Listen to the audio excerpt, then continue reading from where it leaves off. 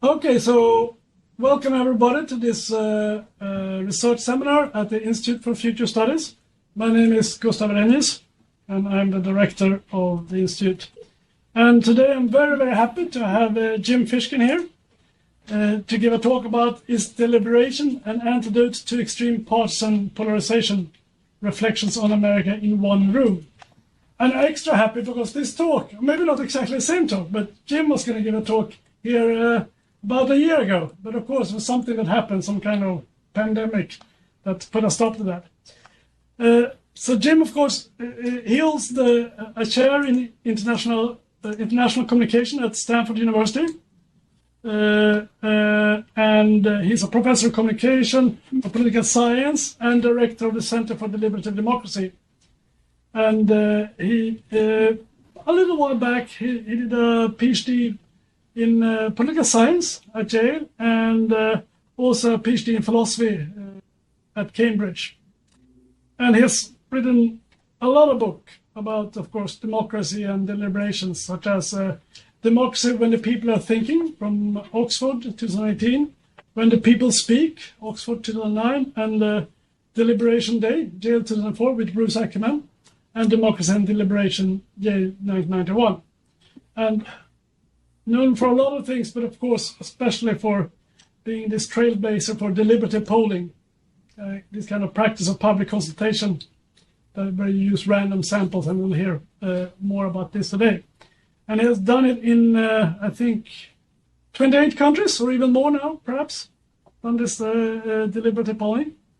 And not yet in Sweden, but I hope one day we will do it here. We're going to have a talk. If you want to ask questions of clarification during Jim's talk, you can type that in the chat, and I will pick them up if possible. But without much further ado, Jim, the floor is yours. Great. Well, I'm so delighted to be here. Let me see if I can share my screen.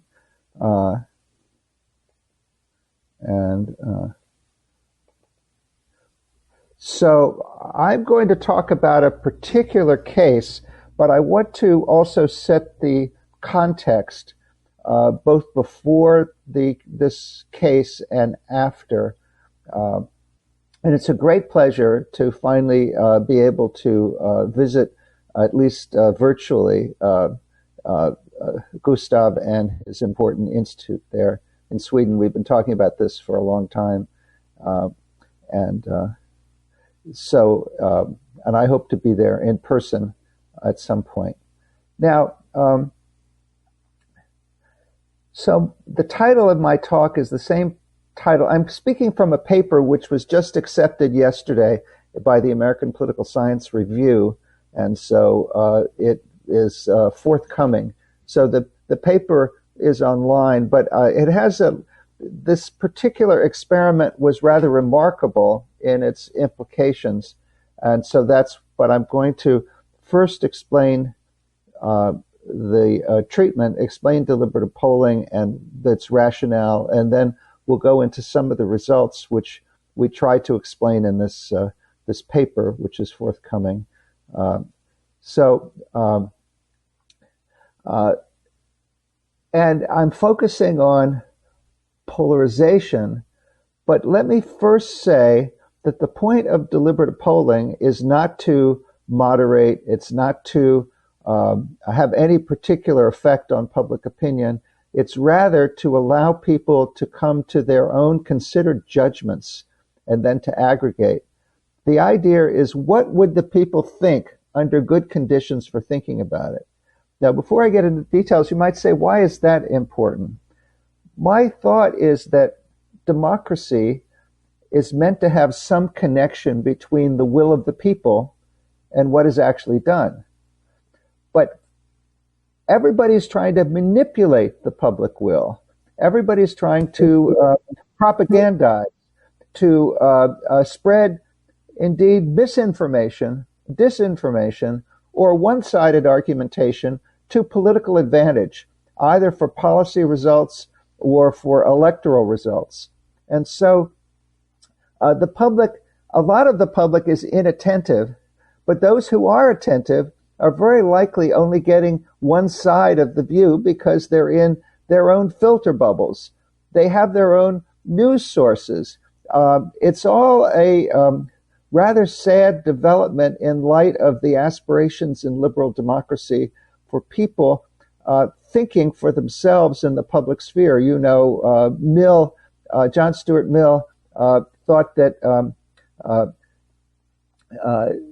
people would, through freedom of expression and association, they would be exposed to diversity of views, and they would arrive at what he called individuality, that is, their own opinions that where they had an important role in creating those opinions. They would think for themselves.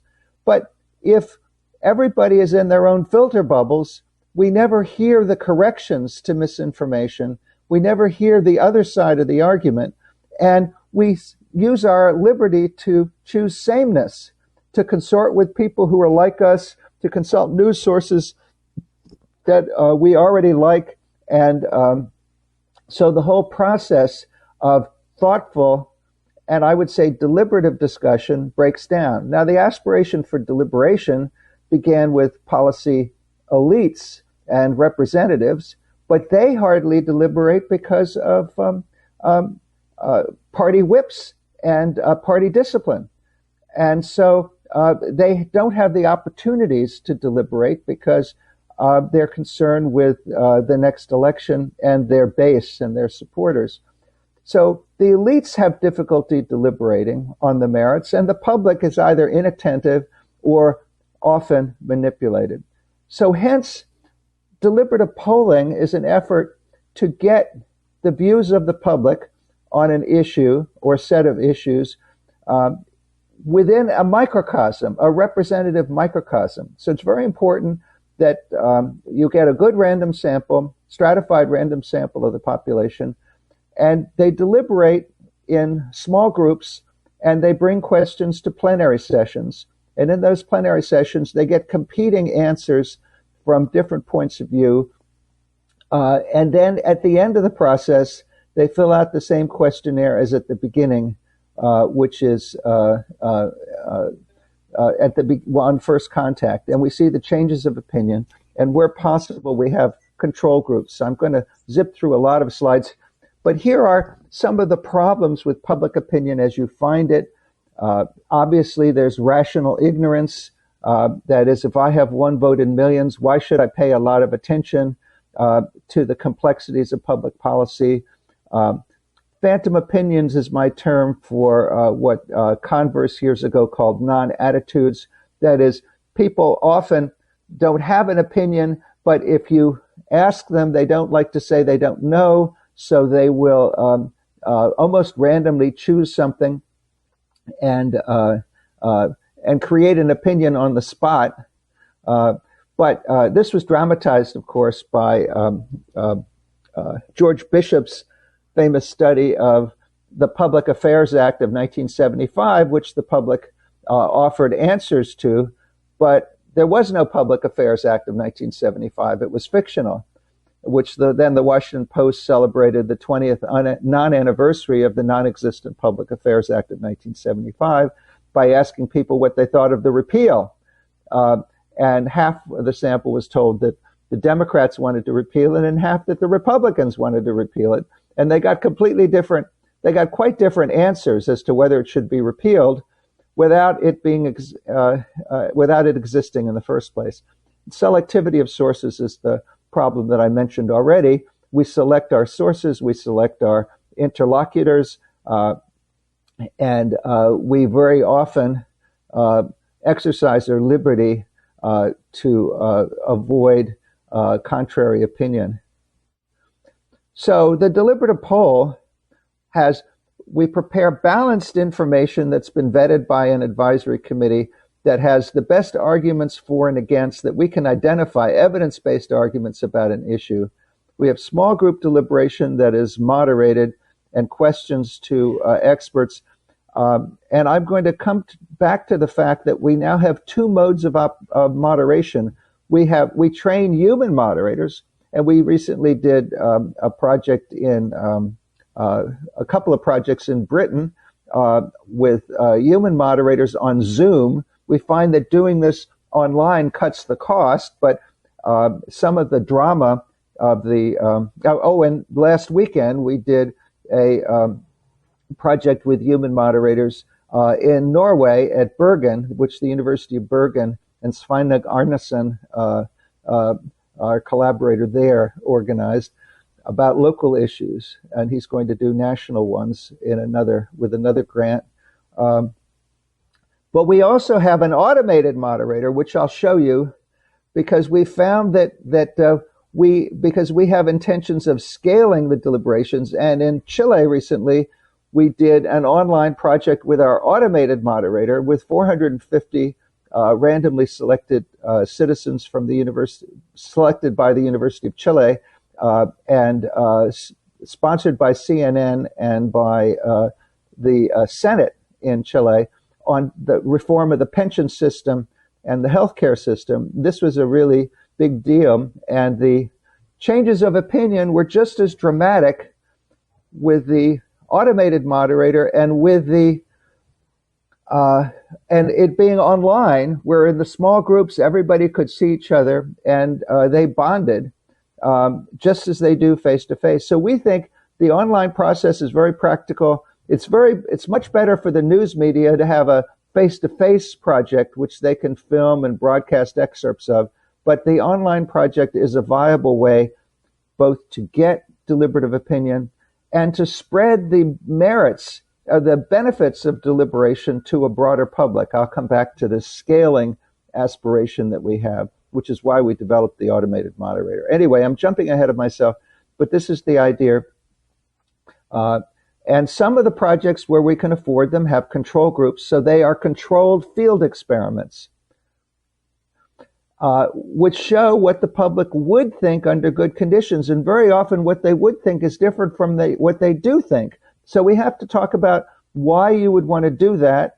It's because what they do think is, this is the reason I used the title of my last book, Democracy When the People Are Thinking, because basically very often the people are not thinking, or they're not thinking in a way where they actually have effective access to the competing points of view in a context where they can listen to them, because extreme partisanship will help shut out their listening to the alternatives or even being aware of what the alternative concerns are.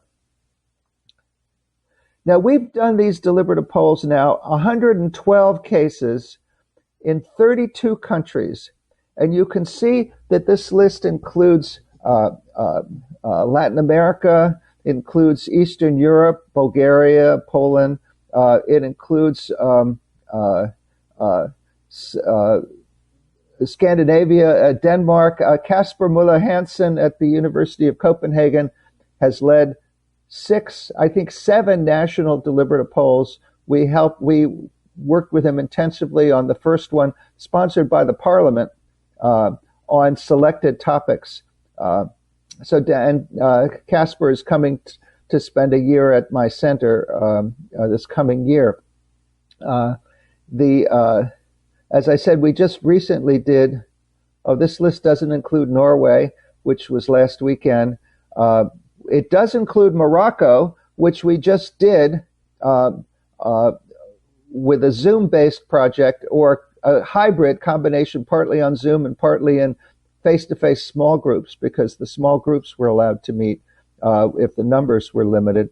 And we've done Sub-Saharan Africa.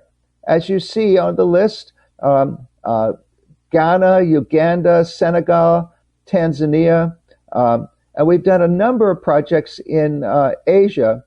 And I should say that Mongolia has become such a center of deliberative polling that it's after a successful citywide project in Ulaanbaatar, they passed a law requiring that deliberative polling is required before the parliament can consider a constitutional amendment. And they did conduct a national deliberation of about 700 people, which is discussed in my book and on the website. And it did actually lead to a change in the Constitution, a constitutional amendment that passed. And then we've also done the entire European Union. If I had more time, I would go into all this history. It might be interesting to return back to how and why some of these countries actually listen to deliberative public opinion rather than just ordinary public opinion. But that's a philosophical and an important practical issue that we should flag and return to.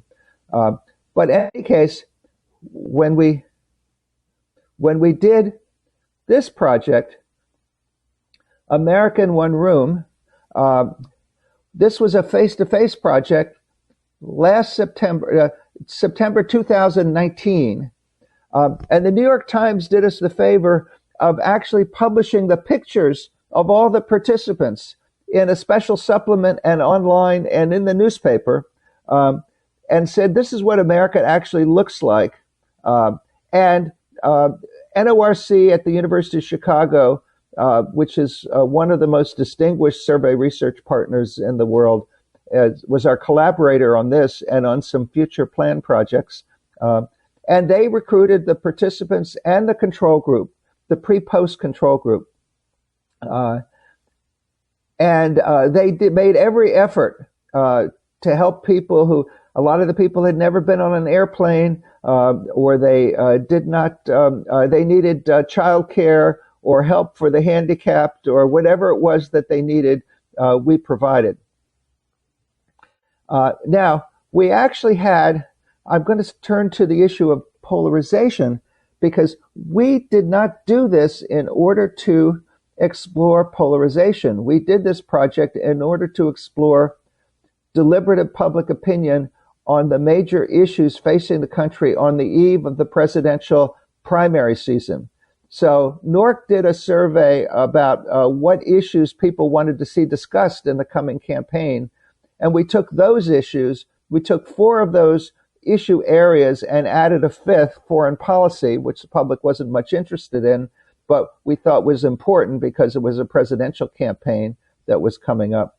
And so those issues that people were really interested in were immigration, economic issues such as taxes, the environment, especially climate change, healthcare, and then, as I say, foreign policy. And on each issue, we clarified, we took proposals that were alive in the campaign, that were under active discussion, proposed by one candidate or another, and we tried to state the questions, the proposals clearly.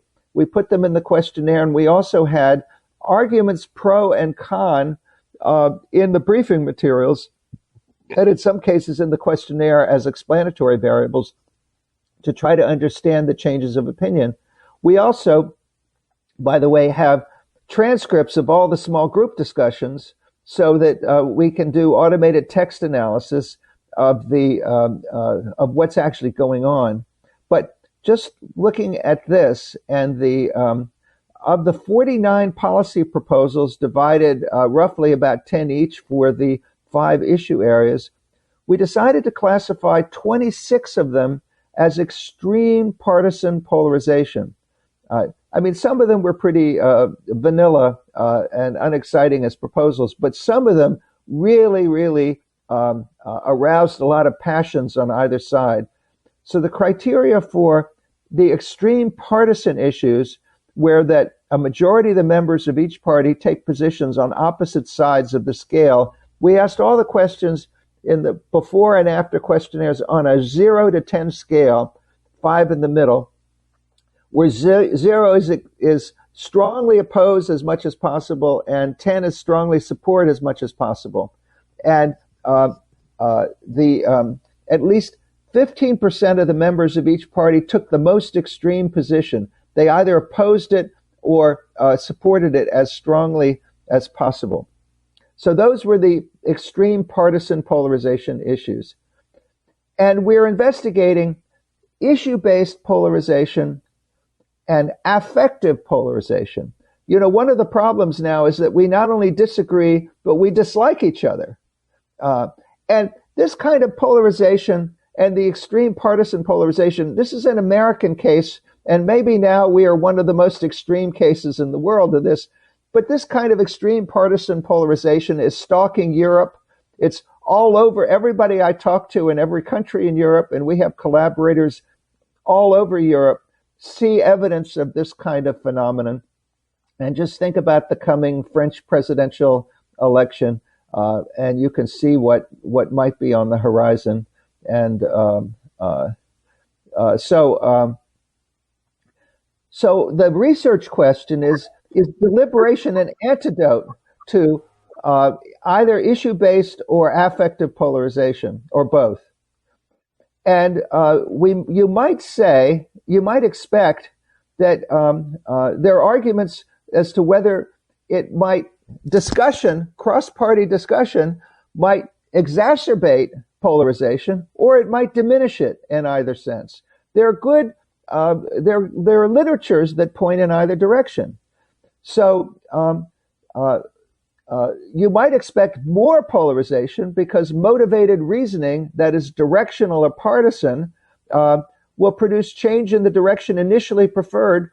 And as my friend Cass Sunstein has argued, there could be an imbalance in the argument pool fostered by selective exposure and filter bubbles, which will produce change in the direction initially favored by whichever side somebody is on. And then there's the social comparison effect. People will want to go along with the crowd. But you might say that it would work the opposite way. That is, if you can get a treatment that will produce, there's a second kind of motivated reasoning, which Kunda, the psychologist at Princeton, when she first came up with motivated reasoning, said some motivated reasoning is directional or partisan and some is accuracy-based. If you can have a condition where people are motivated to actually get to the facts or get to the root of the problem, that will be an accuracy-based incentive, and there are criteria for that. And when you have balance in the argument pool, and when you have confidential questionnaires, so people don't go along with the crowd, they express their final considered judgments in effect in a secret ballot, then you can limit the effect to which the extent to which they conform to everybody else. And the same goes for the most extreme. Now, for affective polarization, the kind of in-group, out-group team spirit of partisanship can easily raise emotions and then hostility to the other group and increase affective polarization. But there's an old line of social psychology research, which I found quite fascinating and which I'm sure you've heard of, by Gordon Allport, going all the way back to 1954 in his book on prejudice, in which he found, and this is one of the most highly verified results in social psychology. It's called the intergroup contact theory, basically that contact produces liking, contact of a certain sort under certain conditions of equality and mutual respect and a shared task. And that's what we have with the deliberative poll. And we found, well, I'll tell you what we found in a minute, but when there are common goals, equal status, institutional support, this is the structured design that could produce. So what happened with the deliberative poll? Well, on the New York Times did us the favor. We actually had 3 rounds with the New York Times. The first 4 rounds, first where they launched the project, the second when they published the photos of everybody and covered the weekend, the third where they covered the results. And this is part of what they covered in the results. So take the contested, so this is from them, but these are our results. Look at the views of the Republicans on immigration. And you remember, immigration was a really big issue, it still is. So support for forcing undocumented immigrants to return to their home countries before applying to live and work in the U.S. Of the Republicans in the sample, Before deliberation, 79% wanted to send them all home. Afterwards, 40%. That's a drop of 39 points. That's an earthquake in public opinion. Support for reducing the number of refugees allowed to resettle in the U.S., that dropped from 66 to 34%. Supporting more visas for high-skilled workers went from 50 to 72%. More visas for low-skilled workers went from 31 to 66%. Support for DACA, which protects the children who were born, who were brought to this country by their parents, and who grew up in the U.S., support for that went from 36 to 61%. These are gigantic shifts. Some of this was informational. The participants thought that the undocumented immigrants paid no taxes. They do pay taxes. They thought they were more likely to commit crimes, or actually less likely to commit crimes, because they're worried about being deported, and many of them are productive members of their communities. We had no undocumented immigrants in the sample because this was a national sample of registered voters, and undocumented immigrants cannot be voters, but many of them were related to undocumented immigrants, or they knew them, or they were Hispanics who, in proportion to the population, they were Hispanics who were sympathetic. In any case, the views of the undocumented immigrants were reflected in the discussions, but also it was the shared experience of the discussion that brought about these massive changes of opinion. Now, the Democrats also had massive changes of opinion. In their case, it was about the most ambitious, remember this is before COVID, the most ambitious redistributive proposals. And I know many of these redistributive proposals would seem like only common sense in Sweden, but in the U.S. political context, these are big proposals, and support for them went down. That is, presidential candidate Cory Booker had a proposal for a government-funded baby bond where when a child is born, there's a bond that's set up, and then it matures, and then they can use that for education. This was a pillar of his campaign. People liked it when they first heard about it, 62%, and then it went down to 21%.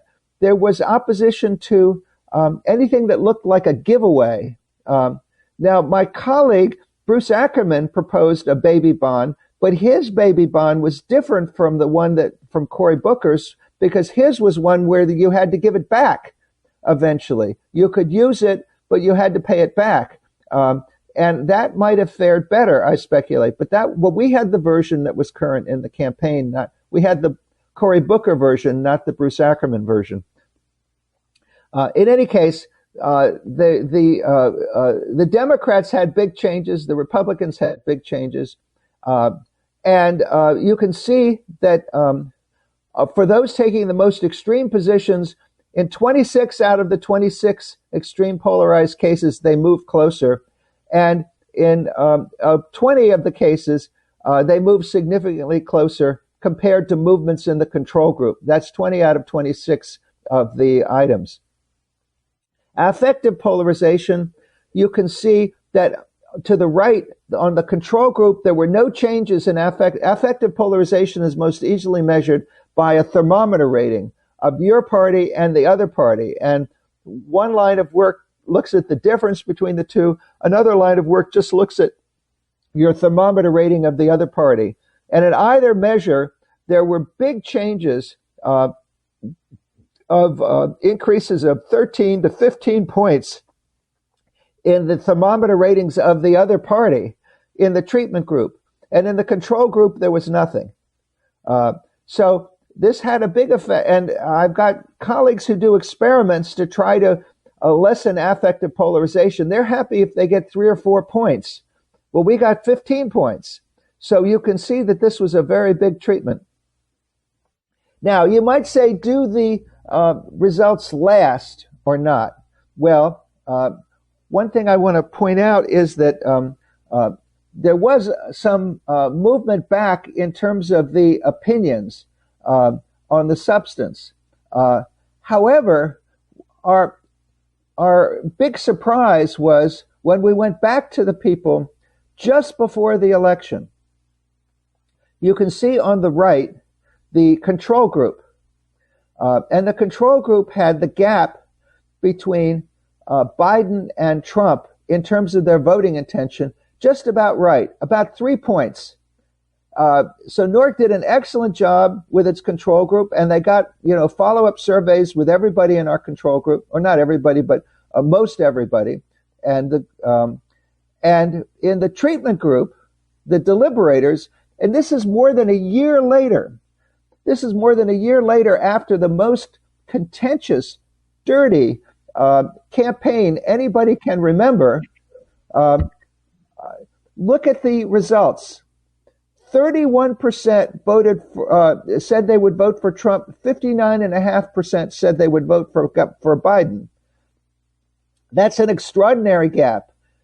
So the New York Times Upshot wasn't really sure whether to publish this, but they questioned us in great detail about how the treatment group and the control group matched up to the original treatment group and original control group, and how the treatment group at time 3, that is the election, matched up to the control group. And finally, we satisfied them that we had excellent data on the follow-up. And so they published the photos again, and they published this result. Not with a lot of analysis, but they published this result. So we are now at work on a paper explaining a second paper, which we will also submit to the APSR, about can deliberation have lasting effects? Remember, this is a year later. And there's some other things. The treatment group followed the campaign much more closely.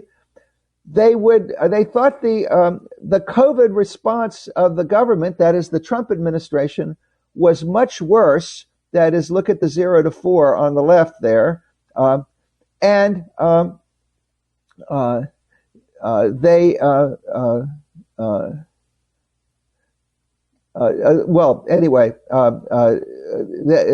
are elements of what but what we find is we think there was a kind of civic awakening of the moderate middle. Some of the people in the middle who did not have voting intent, would not express a voting intention in the control group. In the treatment group, they were all voting. They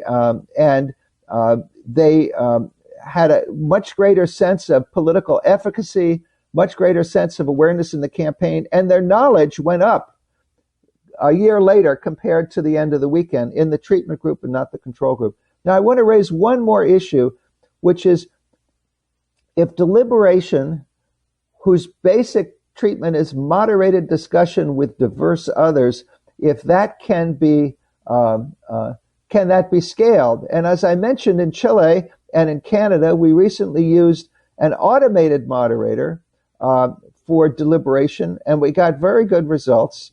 These will be publicly released momentarily, really. But if you can read Spanish, you can see it it's called the 400 in Chile. You can read it, even though it was 450 actually by the end of the day. Their results are public. We're about to vet with our Chilean collaborators an English language version, and that will be posted soon.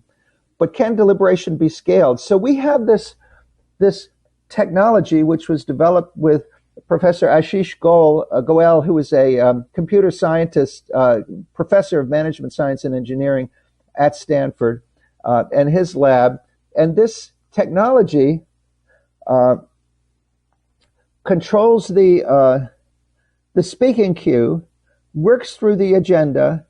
It intervenes if people are uncivil to each other. We've also used it in Tokyo and in Hong Kong in relevant languages, obviously. And it intervenes, as I said, if people are uncivil, but it controls access to the queue. It asks the people for each proposal if they think they've adequately discussed the pros and cons of that proposal. It moves them through the agenda, and it helps them gather a question, a shared question of concern that they want to bring to the plenary sessions.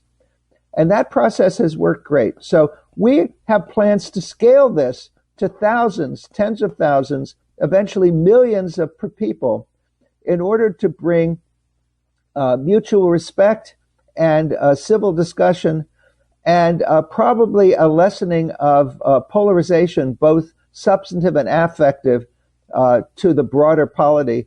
Because one of the ultimate aims, the two ultimate aims of deliberative polling are the first, to have thoughtful public will formation as an input to policy, and second, to spread the benefits of deliberation to the broader society. So I will stop there and open it up to questions. And I have no idea if I've gone over time or under time. No, you've been very efficient. Thank you very much. Thank you. That leaves more time for questions, and we use the chat function to run the questions and answers. Usually we announce this 10 minutes before the talk ends, but now when the talk ends, please feel to start writing in your questions in the chat. As we are... should I stop sharing the screen so I can see everybody? Yeah, you can do that. That's fine. Okay. As we are a mix of researchers from different fields, please tell us your area of study so that when you ask the question in the chat, so we can ensure that we take questions from different disciplines. So you write your name and what is your area, for example, Gustav, philosophy. And we also allow for follow-up questions, so you can write follow-up to the person who have just asked a question, like follow-up to Gustav. And these follow-ups are taken before new questions. And when it's your turn to ask a question, I will call upon you and then put on your video and sound. And we record only the first half hour of the question period. So if you want to ask a question and not be recorded, you should make it towards the end. Now, since we don't have any questions yet in the chat box, but I guess I'll take the opportunity to ask the first question. Just a little bit, Jim, about how you do these deliberative polls.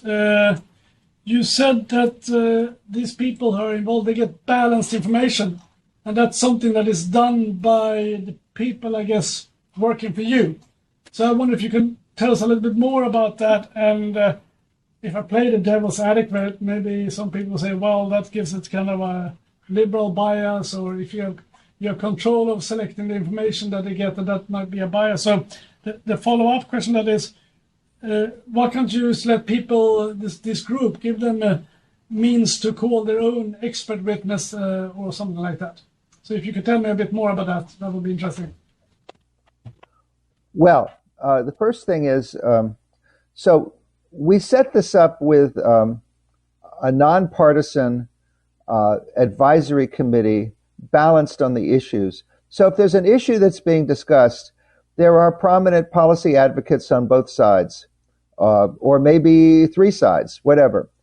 We make sure that all the relevant perspectives are involved in the advisory group, and in a smaller working group that does the actual work, the advisory group vets the work of the working group. The advisory group signs off on the materials and the agenda before the questionnaire goes into the field and the sample is convened for deliberation. Now, why do we do that? We do that because it's very expensive to get a representative sample of the public convened for a weekend. Even the online projects are expensive in terms of the sampling and recruitment, and we still have to pay people for their time, whether they're getting on an airplane or connecting digitally, and we still have to pay for subsidizing childcare and other expenses to make sure that the sample is representative, that everybody actually selected in the sample can participate. So So every minute that the sample is together is expensive and has to be used efficiently. Now, we like to have the questions and the policy proposals developed so beforehand so that we can measure the opinion before and after, because we're especially interested in opinion change on the proposals. If we only mentioned them after, we wouldn't have the change. Also, it takes a long time for people to develop the proposals. The Citizens Assembly model usually has people working for a year. They also have much smaller samples than we do. So they might have, 100, even the biggest ones would have 150 or 160, but some of them have been as small as 50. So that's not, and then they reach a consensus. If we have a consensus, we get it in the questionnaire results, but we don't pressure people to a consensus. So this is deliberation about set topics that are very important. Now, in the Canadian project recently, we used our automated moderator with a whole series of preparatory deliberations around the country where people made suggestions about what could go in the briefing materials and what could go in the and what topics, what additions to the agenda should be considered.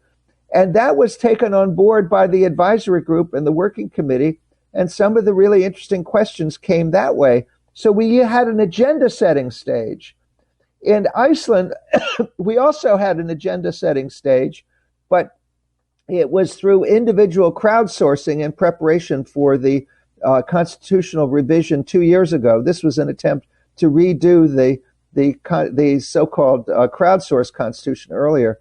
But what I liked about the Canadian version is it was deliberative agenda setting. That is, the groups had to agree that this would be an important revision. So you weren't just getting somebody who felt strongly who made a suggestion.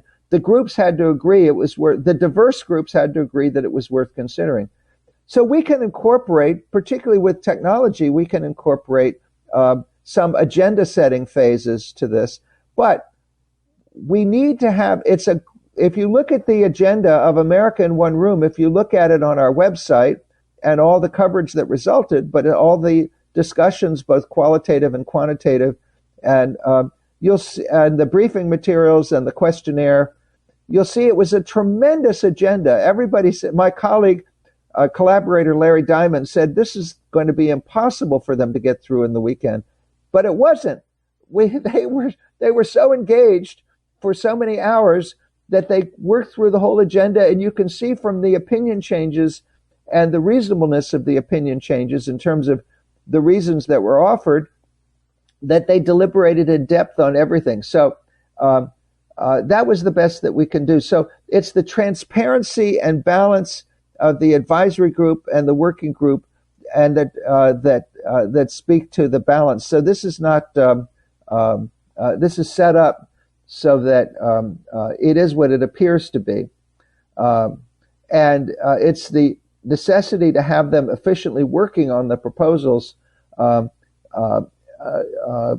the weekend that doesn't allow time to for the weekend sample. Now, you could, in theory, have two deliberations. You could have a deliberation on agenda setting or kind of priority setting, and then a second one. But the important thing is the value added is to get their reaction to evidence-based arguments. So we even for participants who might never have looked at a heavily footnoted document before, we have references in the briefing documents. We work really hard to make the text understandable, but we have references which can be checked to show that we're not making up any of the facts. They're well documented.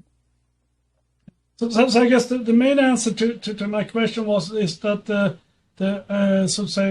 advisory group, that is going to represent different kind of partisan opinions. Right. So you make some selection that, and you do a pretty wide. I mean, I guess in the United States you have maybe usually think about it as binary, but if you have a more kind of complicated parliamentary system, you would have so say, some way of trying to cover the whole spectrum, 3 or 4 ways of Right, looking at. right. Or also, it may be a substantive issue where there are different perspectives. So one of the things I'm proudest of is we did a whole series of projects in Texas on energy choices, and we had to have all the representatives of the different sources of energy, coal, natural gas, nuclear in some cases, renewable energy, advocates for the consumers who were at that point were very concerned with the lowest cost of electricity for the consumers.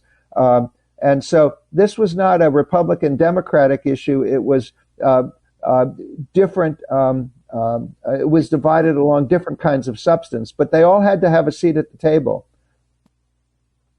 Very good. So then I have Karim. Yeah, thank you. Thanks for this very interesting talk and for all this fantastic work. So I have a question about, you mentioned that this deliberative process seems to favor centrist positions in many of these topics. And I was wondering, because with regard to some policy issues, I think that maybe the best position is not necessarily the centrist one, especially considering the political dimensions in the U.S. context. For example, on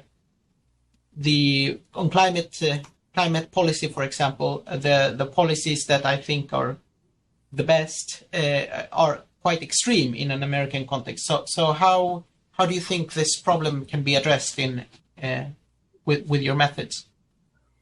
Well, our rationale for why we got those changes moving towards the center on the issues of extreme partisan polarization is that these are issues where there has been a kind of legacy of a tremendous amount of one-sided advocacy. One-sided advocacy affecting the Republicans on one side and one-sided advocacy affecting the Democrats on the other. And so when they actually got together in the same small groups and in the same American one room, they had never heard the other side of the argument expressed in a civil, mutually respectful, and evidence-based way. And there were actually considerations on both sides, and that's why we got the movement to the center. I have a paper with Bob Luskin, which has also just been accepted to the British Journal of Political Science, which looks at 12,000 group issue combinations from 22 deliberative polls. And on that one, and those are not especially issues of extreme partisan polarization, those are just all different issues in these different polls around the world, we have no pattern of movement towards the middle and no pattern of movement away from the middle. We just have the public's considered judgments. So the movement towards the center is on these issues that start out as extreme partisan polarization. So those two papers read together, I think, provide a good answer. I will say that we are now in the midst of working hell-bent on a deliberative poll on climate change about how to get to net zero by 2050 and what the public will buy into. And this will be a national online project, which we will do, and we're attempting to do before Glasgow, before November 1st, in order to have some input. And we've even been invited to present at Glasgow if we get it done by then. So we're very well aware of the climate change and just how incredibly daunting the challenges are. So I agree with you about climate change.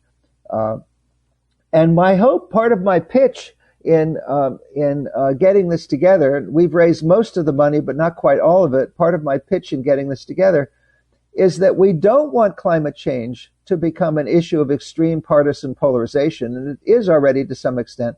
We want to get the public's judgment on the merits. And that's, if you look at those immigration results, it's pretty striking how we got those changes among the Republicans on the merits of the issue rather than on just triggering partisan hostility and reaction. So, and you're absolutely right that on some issues, the more extreme position will be the most substantive. and we try to be even-handed about it and neutral about that. We have no priors when we go into a deliberation as to how it's supposed to turn out. Thanks a lot. Okay, so then I think the next question is Christer. Christer Byqvist. Right, can you hear me? Yes. Yeah, good. Oh, thank you so much for a very interesting talk. I just had a question about the rules about civility. Having myself experienced the difficulty when it comes to keeping people within the range of civility, I just was wondering, how is it actually done? I mean, and also I guess, what is the definition of being civil? Of course, there are obvious cases with name calling and so on, but are you allowed to sort of say, what on earth are you saying? How can you think that with a certain tone of voice? And then how do you manage when you break this civility rules? Well, there are two things to say. One is, for a long time, we've had ground rules for the discussion, where we simply tell them that this is a matter of civil evidence-based discussion, and they should listen to each other, et cetera, et cetera. Kimmo Grönlund in Finland has actually found that having those ground rules has an effect on, because he's done experiments with those ground rules and without them, that has an effect on the deliberations. But when I was referring to civility with the automated moderator, that is an intervention of where it intervenes, where people are cursing or using foul language at each other. So that's only a limited area, but it does intervene very effectively then, and it poses that to the group, whether they think whether the rest of the group in a confidential vote thinks that person has been uncivil. And if that's the case, then he doesn't get the microphone for a while. He or she doesn't get the microphone for a while. And that works. And there have been one or two glitches where somebody has a name that sounds to the computer as if it were a curse word. and this is straightened out, and everybody laughs about it. But it's effective and it works. And of course, if we had a human moderator, the human moderator could have told the difference immediately. But generally, somehow, even people who are very angry at the beginning, they get the idea that this is supposed to be a mutually respectful discussion, and the temperature of the discussion calms down after a while, and they start actually listening to the other people. And that's when the magic of deliberation begins to take hold. You happy with that, Christer? Yeah. So, Tim, we ask questions by writing them in the chat. You can't. Sorry, my chat function is not working. I see. Okay, but then I'll put you up on the list. Or was this a follow-up, or was it a new question? Okay, new. So I'll put you on the list, or Julia will. Very good. And who was next then? Oh, that's actually another Tim. Tim. Oh, yeah. Well, you can't see me on the camera. I just had a question about the about how the groups involved in the deliberations were distinguished. So you did it by party affiliation, as I understand it. No. It's random samples randomly assigned. The whole point is to have Republicans and Democrats, young and old, different races, and to have them random assignments so we have diverse small groups. Okay, but you focused on when you were showing the results, what the Republicans, right. how the Republicans shifted, how the Democrats shifted. I was wondering if you thought about looking at other possible factors beside political affiliation, like whether somebody identifies as a conservative or a liberal, or yeah. We've looked at all that, and you looked at that too. Okay. Yeah. We've looked at everything. We have all the demographics, all the initial political views, and and we've broken it out. But I was giving, it's like you're panning for gold and you're looking at what's really interesting. I was showing you the gold that we found, because it really surprised us. And that's why I decided to focus on this, because this is a recent experiment. It's a national controlled experiment, a national field experiment, and these are very, very rare.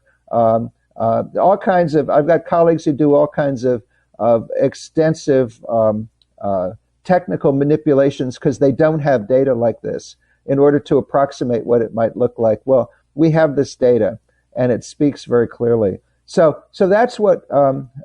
So I showed you the partisan differences on our website. You can see the changes overall, and also we look at the small group discussions to see if there's any domination by the more educated or the more advantaged, or the men over the women, or that kind of thing.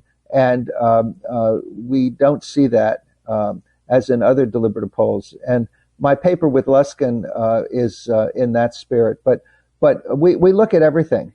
And we have a left-right self-identity. We actually have developed a policy-based score of ideology, which we think measures in a somewhat better and more fine-grained way the ideology than the conventional question about ideological self-placement, left-right. And so we're using that in our analyses now. But because some people don't clearly conceptualize themselves as left-right, but when you look at what the policies they're actually supporting or opposing, you can get a position. Okay. So it's sort of in the spirit of what Stimson did on, an underlying dimension. Thank you. You happy with that? Good. So then, Tim Dahl. Thank you, Stefan. Thank you, James. It was really great to hear this cutting edge of what's coming out of your work. My name's Tim Dahl. I'm from Stockholm Resilience Centre at Stockholm University. And I'm currently just actually applying for funds to try to set up a deliberative mini-public to look at the contested issue around forests and climate change and how we should use our forests in Sweden, a very complex scientific issue, which is in the media a lot at the moment. And so my first question is how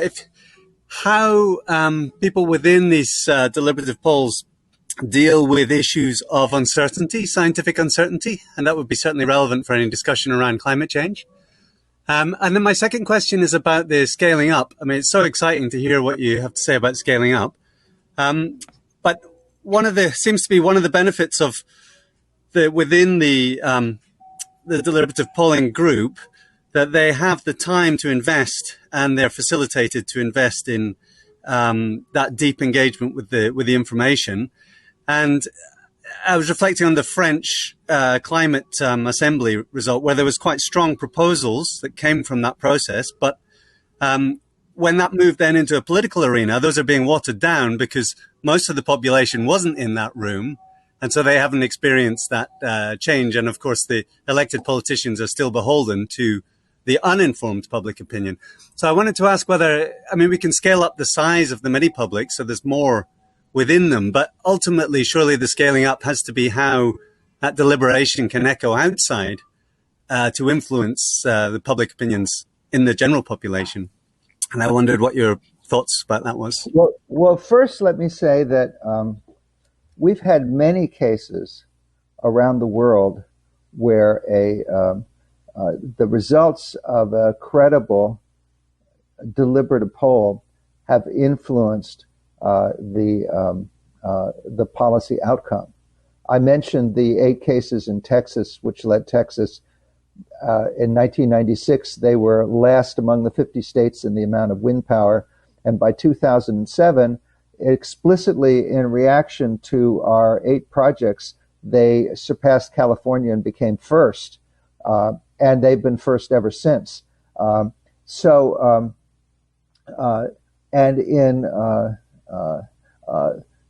Sometimes if there's a difficult choice, in South Korea, President Moon had this difficult choice of whether to continue construction of Shingori 5 and 6, 2 nuclear reactors, because his party was explicitly anti-nuclear. But if they didn't finish building them, there were consequences for climate change and for importing fossil fuels and for the fuel prices, et cetera, et cetera. And so he appointed a committee that supervised, and it included some of my former graduate students who were now professors in South Korea.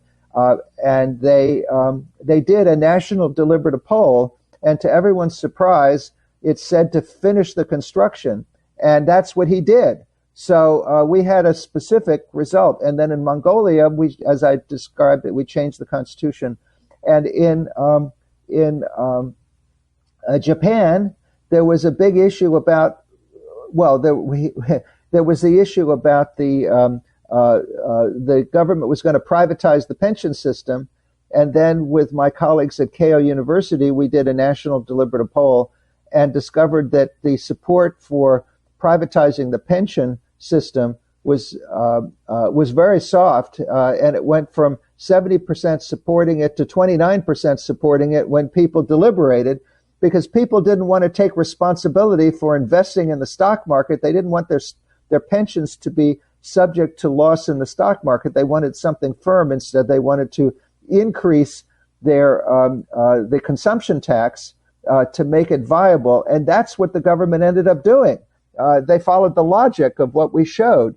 So the deliberative poll can definitely have an effect from a mini public if you can extract the reasoning as to why people support it or oppose it, just as as I said in the Japanese case. Now, in the case of we do want to scale precisely for the reason that you say, because it would be much better to have as I say in my book, Democracy When the People Are Thinking, we don't just want a deliberative poll, we want a deliberative society, or a more deliberative society. And so the scaling is of immense importance if you think about an eventual deliberative system. That's why we've developed this technology, and that's why we're piloting it now around the world.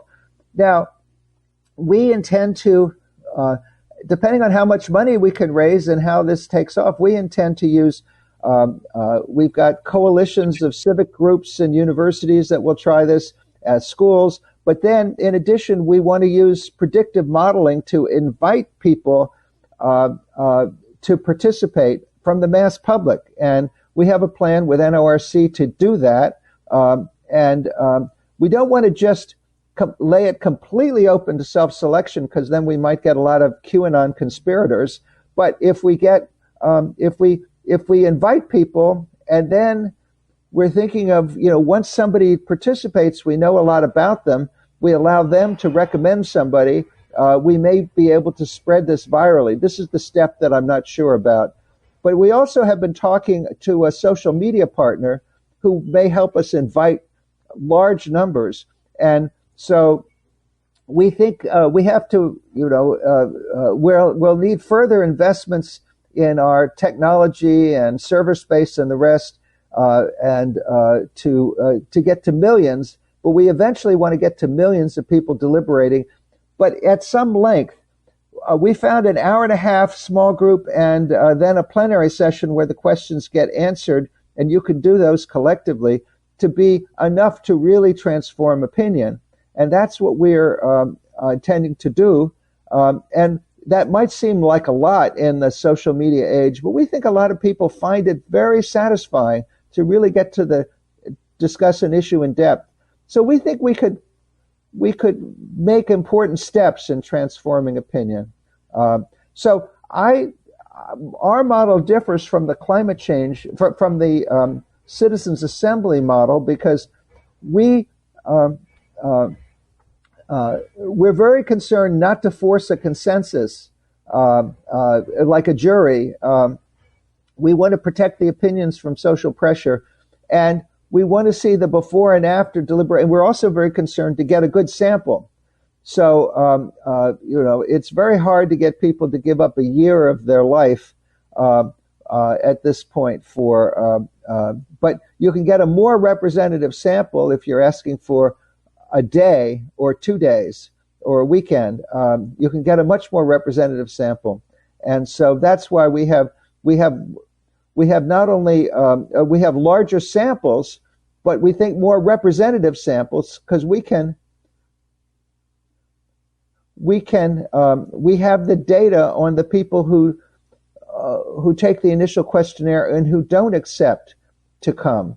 And so we can compare the participants attitudinally and demographically with the non-participants. So it's a completely different recruitment model than you saw in the French Citizens Assembly, because we don't know a lot about what those people thought before they started deliberating. In our case, we know everything before and after, and we have a control group to compare it to as well. So we're much more interested in doing a controlled experiment, because we then find it has credibility. Tim, are you happy with the answer? Yeah. Tim? Yeah, thank you. Any thought on uncertainty when you're dealing with issues? Well, a lot of the climate change issues are not uncertain. There's a scientific consensus on a lot of them. I've even presented at the Intergovernmental Panel on Climate Change some years ago. So, I mean, there's a lot of certainty. Nothing in life is completely certain, but, there's a lot of, to the extent that we can say some things with a high degree of confidence, there are quite a few things we can do. Now, there are some areas of actual disagreement, so we try to have those stated as clearly as we can, if we can preview them in the briefing materials. But then we also try to have policy experts who will respond to questions about those areas. And we try to get more than one expert answer. And we try to get people who don't give speeches, but they're specifically limited to answering the question as best they can. And people can deal with uncertainty if they can understand the limits of knowledge, or that the data for this has not been collected yet, or time will tell and we don't know yet. So they can deal with uncertainty. What we don't want is for people to give a if a policy advocate gives a one-sided account, we want the other side presented so that people can understand. Years ago, when we did the Texas deliberative polls on electricity, there was a national campaign for clean coal, and actually run with television ads and music, and it had an effect on Congress passing some legislation. And the clean coal advocates were represented on our expert panel, but they were talking about how clean coal is so much cleaner than dirty coal. It's not the coal we used to have. And this was only slightly true. But then they were sitting next to the expert for natural gas, who then talked about how natural gas was much cleaner. Then they were sitting next to the expert on wind turbines, who talked about how the wind power was much cleaner than that. And then they were then they were sitting next to the expert on demand side management and conservation, who was able to say, well, ours is the cleanest of all. We don't even have the noise pollution of the windmills. And so the coal advocate couldn't get away with any of this because the other side was presented. And that, and there was just a little bit of truth in what the coal advocate was trying to say. But, and he had to present it without the violins playing and the stuff that's in the television ads. So that's the way we deal with it.